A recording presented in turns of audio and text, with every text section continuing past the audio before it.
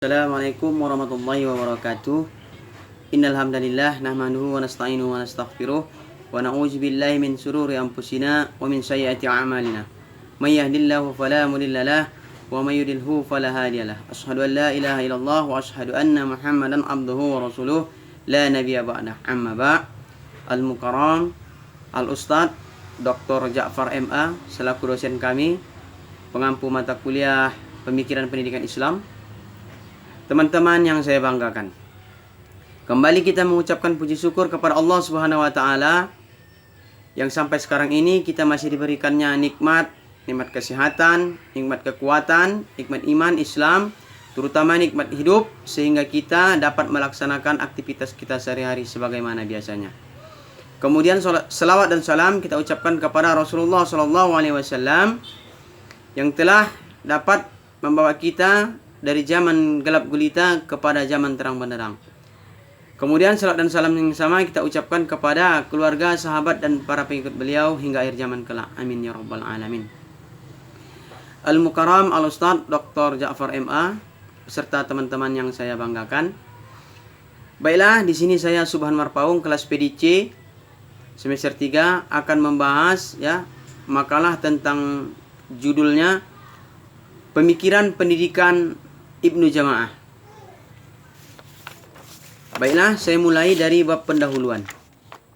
Beragam pola, bentuk, pendapat, ide dan gagasan serta sudut pandang dalam mengkaji dan memberikan sumbangan pemikiran terhadap ranah pendidikan, tidak terkecuali pendidikan Islam. Sungguh sangat banyak tokoh, pemikir, ulama serta para ilmuwan dalam memberikan gagasan, ide serta pendapat terhadap pendidikan yang mereka tuangkan dalam karya tulis mereka. Mulai dari masa yang terdahulu hingga masa sekarang masih ada yang eksis keberadaannya dan dibutuhkan sebagai bahan bacaan, penambah pengetahuan individu serta menjadi bahan rujukan dan landasan teori dalam sebuah penulisan karya ilmiah. Salah satu tokoh ilmuwan yang mempunyai ide yang brilian serta merupakan seorang sosok ulama terkemuka yang tergolong kreatif yang akan dibahas dalam makalah ini, yaitu beliau adalah putra Mesir yang terkenal dengan panggilan Ibnu Jama'ah. Beliau dilahirkan dari kalangan keluarga yang berilmu dan zuhud. Kita ketahui zuhud artinya berlepas diri dari kesenangan dunia. Ditinjau dari sudut pandang masa kehidupannya, Ibnu Jama'ah hidup pada masa dinasti Ayyubiyah dan Mamluk. Pemimpin dinasti Ayyubiyah pada ketika itu adalah Salahuddin Al-Ayyubi yang membawa angin segar kepada umat Islam, di mana Salahuddin Al-Ayyubi mengembangkan paham Sunni yang menggantikan kekuasaan dinasti Fatimiyah ketika itu yang mengembangkan paham Syiah. Yang terjadi ketika itu pada tahun 1174 Masehi. Karya-karya Ibnu Jama'ah beliau tuangkan dalam bukunya yang paling terkenal, yaitu Tazkirat As-Sami' wa Al-Mutakallim fi Adab Al-Alim wa Al-Muta'allim, yang beliau karang pada tahun 672 Hijriah atau 1273 Masehi, yang berisikan seluruh konsep pendidikan. Selain itu, Ibnu Jama'ah mempunyai karya-karya yang lain, diantaranya masalah ulumul hadis, ulumul tafsir, fikih, usul fikih serta astronomi. Namun adapun yang akan dibahas dalam makalah ini adalah terfokus kepada pemikiran pendidikan Ibnu Jama'ah. Yang topik ini tentunya mengarah kepada pendidikan yang dikemukakan oleh Ibnu Jama'ah. Baik, masuk bab kedua, yaitu pembahasan.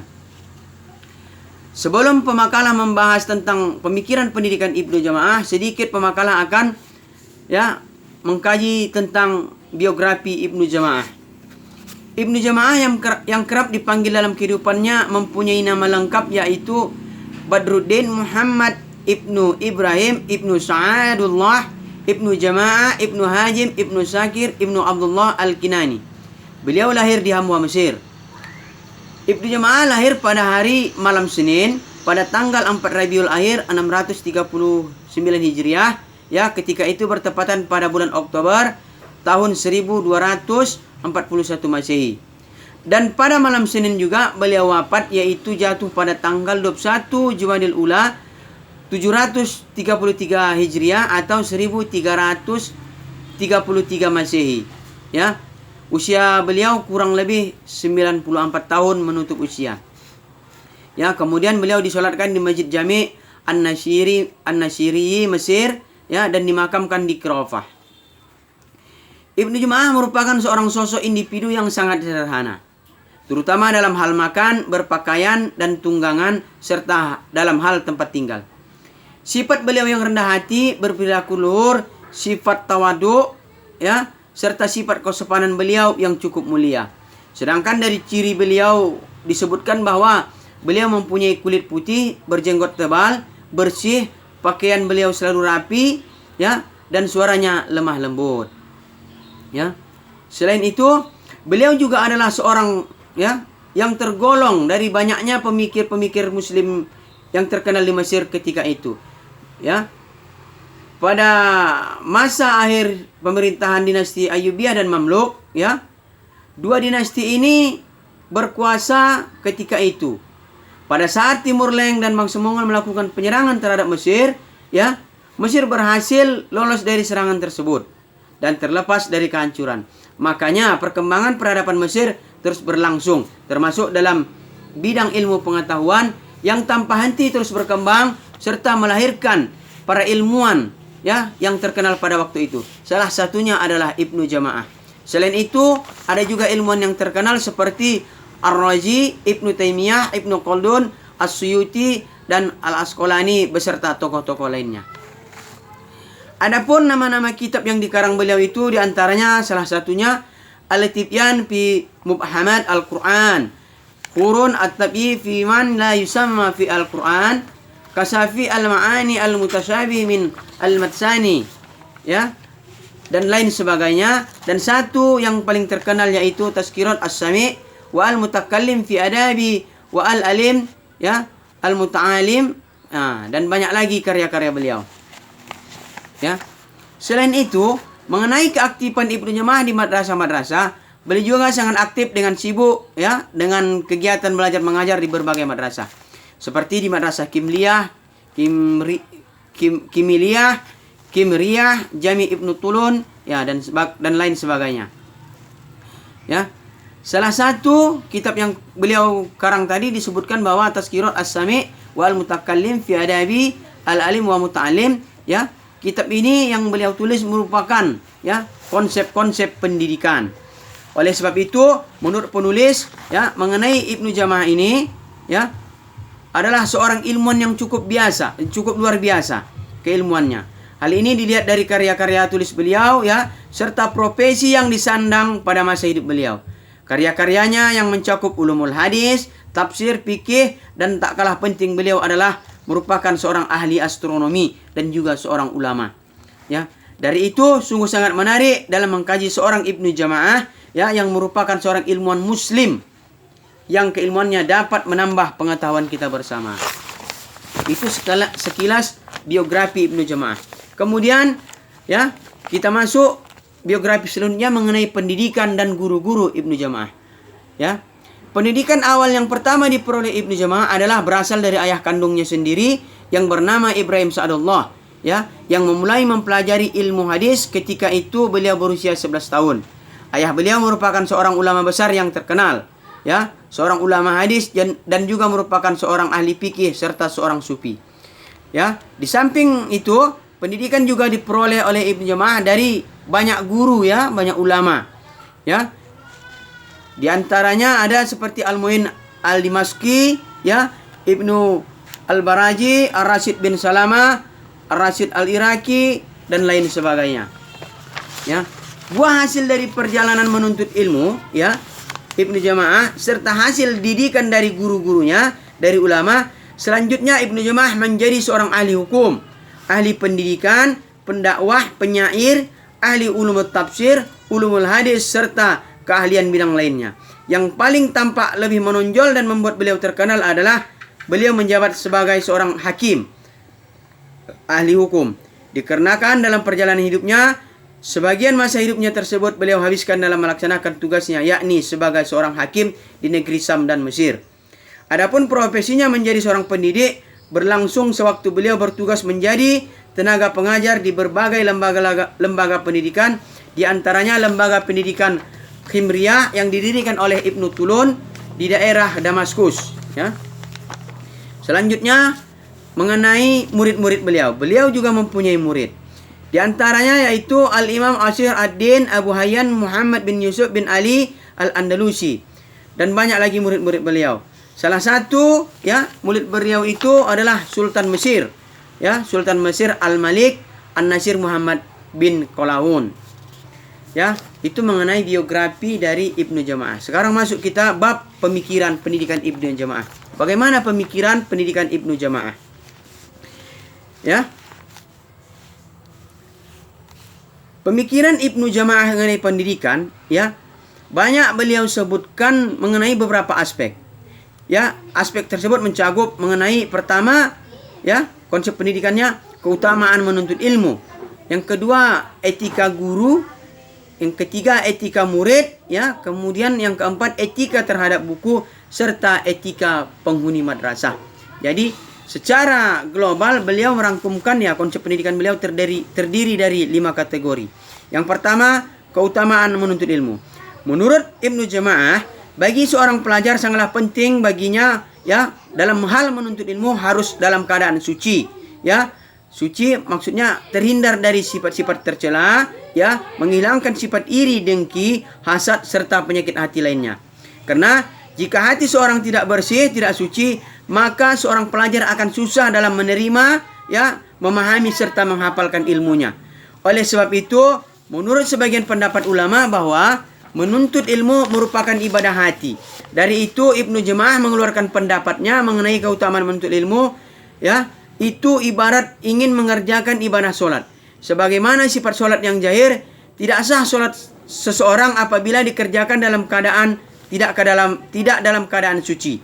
Melainkan solatnya jika sah apabila beliau dalam keadaan suci. Begitu pula sebaliknya, tidak akan mudah untuk mendapatkan ilmu jika hati tidak bersih atau suci. Apabila menuntut ilmu dikerjakan dengan hati bersih dan suci, ya, akan terhindar dari penyakit-penyakit hati. Mudah-mudahan akan memperoleh manfaat keutamaan serta fadilah ilmu tersebut. Oleh karena itu, dalam menuntut ilmu bukanlah merupakan hal yang biasa, melainkan laksanakan ibadah yang mengharap ridha Allah Subhanahu wa taala, yang mengharapkan keberkahan ilmu, manfaat, fadilah serta amal jariah yang mengalirkan pahala ketika kita sudah meninggal dunia, dalam artian mengharapkan ganjaran pahala dari Allah atas ilmu yang bermanfaat yang dituntut selama hidup dengan hati yang bersih lagi suci. Yang kedua, mengenai konsep pendidikan yaitu etika guru. Bagian selanjutnya mengenai pendidikan itu, ya, mengenai etika guru ini, ya, ada beberapa ruang lingkup mengenai etika guru, ya. Yang pertama, etika guru terhadap diri sendiri. Di mana etika guru terhadap diri sendiri ini mempunyai beberapa aspek, diantaranya guru hendaknya harus selalu takwa kepada Allah, ya, bahwa dia dalam pengawasan Allah Subhanahu wa taala. Apapun yang ia sampaikan ilmu kepada muridnya, apapun yang ia ajarkan, bahwa ia sadar dan harus tahu bahwa dia dalam pengawasan Allah Subhanahu wa taala.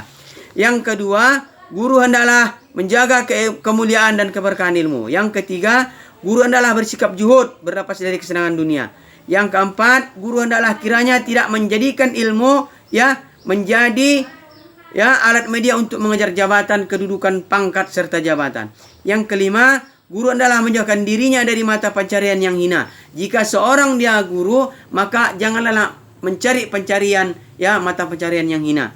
Yang keenam, guru hendaklah senantiasa, ya, menjaga perintah-perintah agama, misalnya sholat berjamaah di masjid, sabar, ya, kuat dalam menghadapi cobaan dan hinaan. Yang ketujuh, guru hendaklah giat dalam melaksanakan sunnah dalam agama, seperti, ya, membaca Quran, sholat tahajud dan lain sebagainya. Yang kedelapan, guru hendaklah menjaga akhlak dalam bergaul dalam pergaulan sehari-hari, terutama dalam masyarakatnya. Yang kesembilan, guru hendaklah menggunakan waktunya, ya, jangan sia-siakan waktunya. Yang kesepuluh, guru hendaklah berlapang dada jika ia menerima ilmu dari yang lebih rendah padanya. Yang ke-11, guru hendaklah rajin melakukan penelitian, ya, guna melatih keterampilan serta skill guru itu sendiri. Yang kedua, mengenai bagian etika guru, kepribadian guru yang berhubungan dengan pelajaran. Ya, sebelum pergi keluar rumah mengajarkan ilmu, hendaklah guru itu suci dari hadas, ya, dari hadas, ya, berpakaian sopan serta menjaga syiar Islam. Yang kedua, hendaklah berdoa sekaligus berzikir supaya tidak sesat dan menyesatkan ketika, ya, akan sampai ke majelis ilmu. Yang ketiga, ketika mengajar hendaklah guru itu terlihat oleh semua muridnya. Jangan sampai tidak terlihat. Yang keempat, hendaklah guru membaca sebagian ayat Al-Quran, ya, dan membaca basmalah sebelum memulai pembelajaran. Yang kelima, hendaklah guru bidang studi dan umum mendasarkan ilmunya itu kepada Al-Quran dan hadis. Yang keenam, dianjurkan kepada guru agar kiranya tidak terlalu keras suaranya di dalam kelas, akan membisingkan, dan tidak terlalu lembut, ya, nanti tidak kedengaran. Yang ketujuh, hendaklah guru menyampaikan materi pelajaran kepada murid dengan cara sistematis sehingga mudah diterima murid. Yang kedelapan, guru hendaklah menegur muridnya yang tidak sopan, menghina, ketawa, ataupun yang tidur. Yang kesembilan, guru hendaklah bersikap bijak ketika membahas, menyampaikan pelajaran serta menjawab pertanyaan-pertanyaan siswa tersebut. Jika guru tidak tahu menjawab pertanyaan dari siswanya, maka janganlah seorang guru itu berpura-pura tahu. Ya, lebih baik, ya, mempending atau menunda pertanyaan tersebut hingga menemukan jawaban. Yang kesembilan, guru hendaklah, ya, menjalin hati-hati murid sehingga murid satu dengan murid yang lain merasa saling memiliki, saling ketergantungan, saling merasa saudara. Yang ke-11, guru hendaklah menutup pelajaran dengan mengucapkan kata-kata wallahu a'lam. Yang ke-12, dalam mengajarkan, ya, pelajaran hendaklah pelajaran itu benar-benar ia kuasai. Yang kemudian, ya, etika guru selanjutnya yaitu kepribadian guru, ya, yang berhubungan dengan murid. Ya, guru hendaklah mengajarkan ilmu itu dengan mengharapkan ridha Allah. Yang kedua, guru hendaklah menerima murid yang ingin belajar sekalipun murid itu mempunyai niat yang tidak tulus. Yang ketiga, guru hendaklah mencintai murid-muridnya sebagaimana ia mencintai diri sendirinya. Yang keempat, guru hendaklah memberikan motivasi kepada murid-muridnya agar kiranya menuntut ilmu yang seluas-luasnya. Yang kelima, guru dalam melaksanakan kegiatan belajar hendaklah berbahasa yang mudah diterima oleh murid. Yang keenam, guru hendaklah mengevaluasi hasil belajar muridnya. Yang ketujuh, guru hendaklah berlaku adil kepada semua muridnya. Yang kedelapan, guru hendaklah berupaya memenuhi kebutuhan muridnya, terutama murid yang mempunyai kekurangan kebutuhan ekonomi. Misalnya, murid yang kehabisan bekal, hendaklah seorang guru memenuhi kebutuhannya tersebut. Ya, yang kedelapan adalah guru. Yang kesembilan adalah guru senantiasa memperhatikan perkembangan murid-muridnya. Ya, itulah sekilas tentang etika guru yang berhubungan dengan murid. Yang selanjutnya, konsep pendidikan menurut Ibnu Jamaah adalah etika murid. Etika murid mempunyai 3 kategori, ya. Pertama, etika terhadap diri sendiri. Yang kedua, etika terhadap gurunya. Yang ketiga, etika terhadap pelajaran, ya. Jadi seorang murid itu harus mempunyai etika terhadap diri sendiri. Di antaranya itu, ya, mempunyai hati bersih, ya, menghilangkan sifat tercela, iri, hasad, dengki dalam menuntut ilmu. Ya, yang kedua, berniat dengan tulus menuntut ilmu. Ya, kemudian bersungguh-sungguh menuntut ilmu. Yang keempat, ya, hendaklah dia dalam menuntut ilmu melepaskan dirinya dari kesenangan dunia dan lain sebagainya. Kemudian etika terhadap gurunya diantaranya hendaklah guru itu memilih murid itu yang benar-benar berilmu dan memang guru itu adalah wara', ya. Contoh selanjutnya etika terhadap gurunya itu adalah dia selalu patuh dan taat kepada gurunya, ya. Yang ketiga, misalnya contoh lain adalah murid berkeyakinan bahwa gurunya itu mempunyai derajat yang sempurna dan lain sebagainya. Yang ketiga, etika murid terhadap pelajaran, ya. Contohnya, ya, bagi murid yang baru belajar hendaklah dia tidak disibukkan dengan masalah perbedaan-perbedaan pendapat terhadap ulama, ya. Hendaklah ia jangan sibuk mengurus perbedaan pendapat si anu karena akan membuat ketimpangan dalam berpikirnya. Yang contoh lain misalnya, seorang murid hendaklah mengawali, ya, pembelajaran dengan belajar Al-Qur'an sebelum mempelajari ilmu-ilmu yang lain. Ilmu Al-Qur'an, tafsirnya, artinya, ya, dan lain sebagainya sebelum memulai pelajaran yang lain.